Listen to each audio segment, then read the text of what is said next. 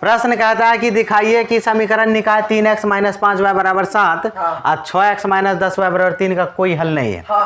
कोई हल तभी नहीं होगा जब तुमको चेक करना होगा इसमें कि a1/a2 कितना है, b1/b2 कितना है, c1/c2 कितना है। कोई हल नहीं होने के लिए समीकरण में a1/a2 बराबर b1/b2 बराबर नहीं होना चाहिए c1/c2, बस इतने कंडीशन है, तभी उसका कोई हल नहीं होता है। ठीक है, ये शर्त है। ठीक है, हाँ वो नहीं है तो उसका एक को हल नहीं है।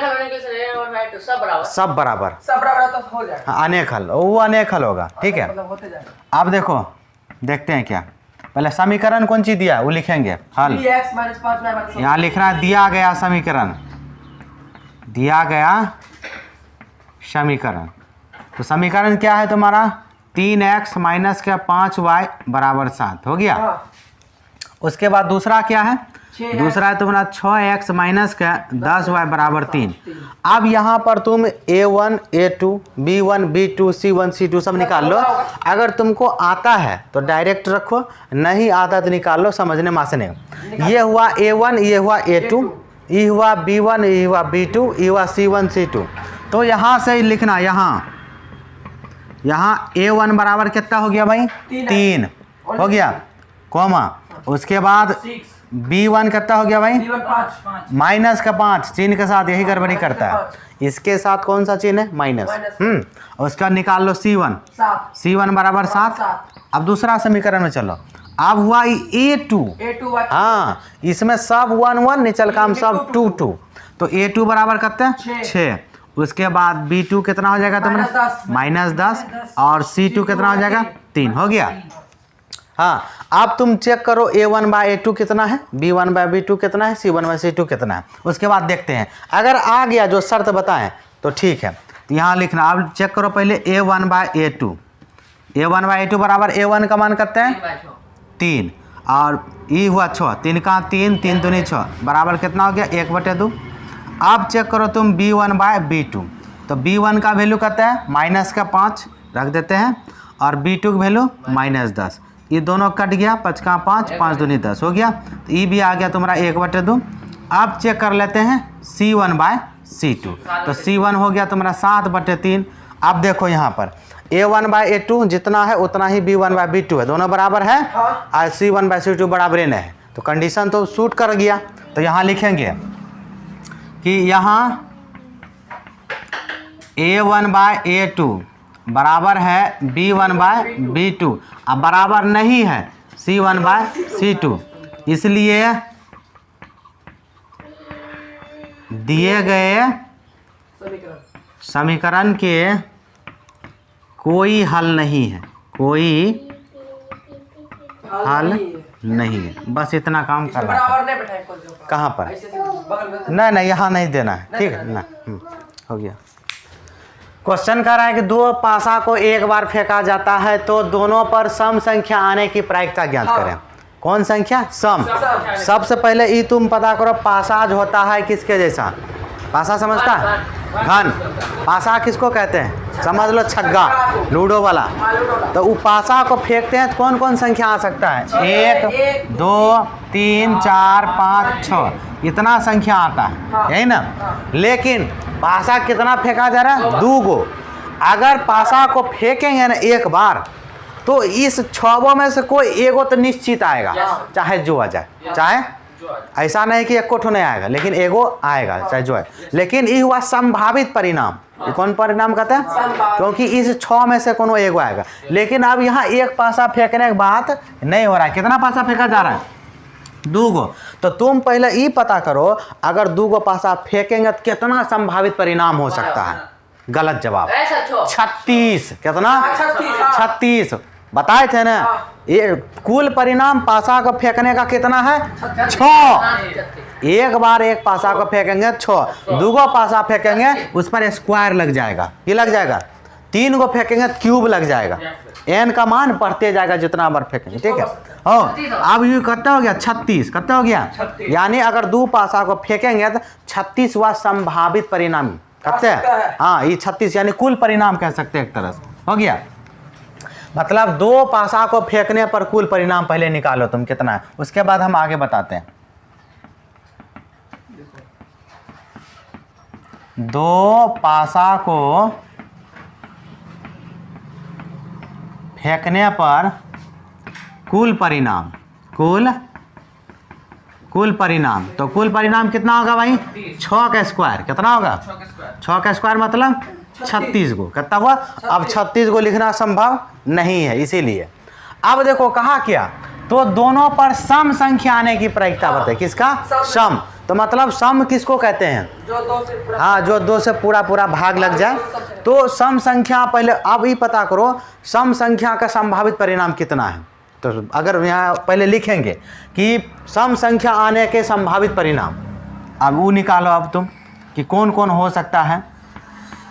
सम संख्या आने के संभावित परिणाम है। बदमाशी क्या करता है? देखो अब क्या क्या हो सकता है। 2 को पासा फेंकेंगे तो 2 को परिणाम आएगा। मान लो लूडो छक्का 2 को लिए, दोनों कैसे करके भांजेगा, तो कुछ ना कुछ 2 गो में तो आएगा। एगो मान लो 1, एगो में 3, लेकिन आएगा दोनों। लेकिन हमको की चाहिए? खाली सम चाहिए। अब एगो पकड़ो, मान लो पहला पासा में 2 आया, दूसरा में भी 2 आया, हम मान के चल रहे हैं, इन्हें 100% श्योर नहीं कि यही आएगा। 2 लिए, हो सकता है कि पहला पासा में 2 आए, दूसरा में 4 आ जाए। खाली सम बोला तो खाली सम लेंगे। ये भी हो सकता है कि पहला में तुम लिख क्यों रहा है रे? हो सकता है कि पहला में 2 आए और दूसरा में किया जाए 6। अब जो सम था सब लिख लिए, हो गया। अब 2 लिए, अब ले लो कौन सी? 4। अब कौन सी? हो सकता है फर्स्ट वाला पासा में 4 आया हो, दूसरा काम 2 आया, दूसरा काम क्या आया? 2, एक को नहीं छूटे। उसके बाद अब 4 आएगा, दूसरा में किया जाएगा 4। अब तीसरा में फिर से 4 है, 6 हो गया, 4 हो गया। अब इधर फिर और बढ़ा 2, कितना होगा? 6। अब ले लो पहला पासा में 6 आया, दूसरा में क्या आया? 2 स्टार्टिंग। फिर पहला में क्या आया? 6, दूसरा में क्या गया? 4 हो गया। अब पहला में भी 6, दूसरा में भी 6। इसके सिवा सम संख्या वाला है, बदमाशी क्या कर रहा है? इसके सिवा कोई ऐसा संभावित परिणाम नहीं है सम संख्या में जो इसको छोड़ करके आ जाए। देखो 1, 2, 3, 4, 5, 6, 7, 8, 9, यानी 9 परिणाम है। इसी 9 में से तुमको आएगा कोई। अगर सम का बात करेंगे तब, विषम का बात करेंगे तो उसका निकालना पड़ेगा भाई फिर से, है ना। तो टोटल कितना हुआ? 9 परिणाम। ये हुआ कौन सी? सम का। कौन सी हुआ? अब प्रायिकता किसका पूछा? सम संख्या का। तो निकाल देंगे। प्रायिकता का फॉर्मूला जानता है कि अनुकूल परिणामों की संख्या बटे कुल परिणामों की संख्या। जिसका प्रायिकता पूछा यहाँ लिखेगा क्या? प्रायिकता ऑफ सम संख्या आने की, सम संख्या आने की। तो जिसका पूछा उसका ऊपर में अनुकूल परिणाम की होता है। अनुकूल परिणाम मतलब जिसका बात कर रहा है, किसका बात किया? 9 का, यानी सम संख्या। तो 9 का परिणाम हुआ अनुकूल परिणाम की संख्या बटे कुल परिणाम। तो कुल परिणाम 36 में से आएगा। अब इसको कट जा, तो कानो 9 चौक 36 बराबर 1/4 तुम्हारा की हो गया आंसर। देखो क्वेश्चन कहता है कि के का मान ज्ञात करें यदि बिंदु ए 2,3, बी है 4, और सी है 6,-3 संरेख है। सबसे पहले तुम समझो संरेख। संरेख मतलब एक के रेखा पर।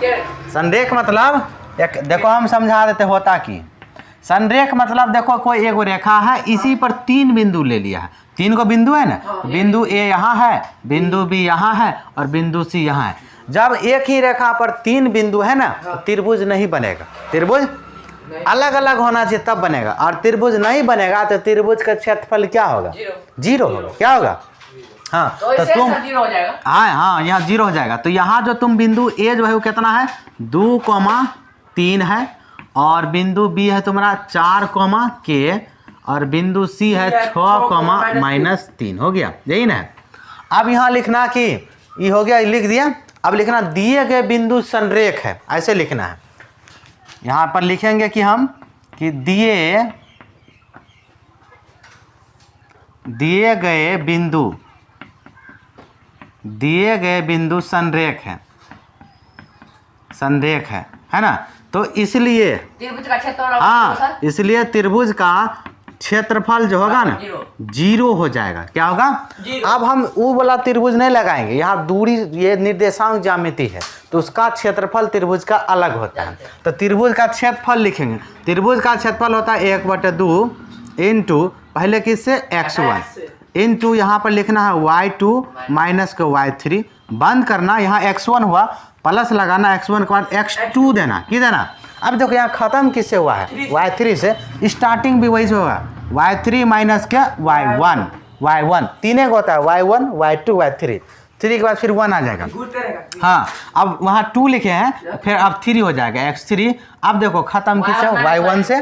तो y1 से यहाँ की हो गया तुम्हारा y1 है तो y1 माइनस को y2, इसको बंद करना, अब बराबर की दे देना 0। कहे ये पूरा त्रिभुज का क्षेत्रफल है बराबर के ऊपर 0। अब इसमें सबका मान बैठाते जाना है। देखो ये नहीं समझ में आवे ना, शुरू वाला जो होता है ax1, अब ये हो गया तुम्हारा x2, अब ये हो गया तुम्हारा x3, समझने के लिए हम बता रहे हैं। अब ये हो गया तुम्हारा y1, y2 की जगह तुम्हारा k हो गया और y3 की जगह माइनस के 3 हो गया। अब इसको डायरेक्ट पुट करेंगे इसमें सूत्र में। काहे रे तुम यहाँ क्यों नहीं देख रहा है? यहाँ देखने के लिए हम बोले हैं, सब दिन का ध्यान रख जाओगे। ठीक है, अब देखो, अब यहाँ पर बैठाएगा 1/2 बड़की ब्रैकेट x1, देखो x1 लिख दिया ऊपर में 2 उठा के लाएगा इंटू y2, देखो y1 y2 k कितना है k माइनस y3 कितना है -3। अब देखो एगो माइनस उसके पास है, एगो माइनस है, तो माइनस माइनस प्लस 3 हो गया, बंद करेगा, प्लस लगा x2 4, तो यहाँ लिखेगा 4, क्या लिखेगा 4 इंटू y3 माइनस का 3 और माइनस y1 कितना है 3 हो गया। यहाँ देख लो y1 3 यहाँ हो गया, बंद, प्लस x3, तो x3 6, यहाँ x3 6 तुमको नहीं दिखता है। y1 देख लो यहाँ 3, y1 कितना है 3 माइनस y2 y2 कितना हो गया k, इसको बंद किया, बड़की ब्रैकेट बंद किया बराबर 0। अब पहले ब्रैकेट जो टूटता है टूटो, जो एगो होता है एगो कर लो।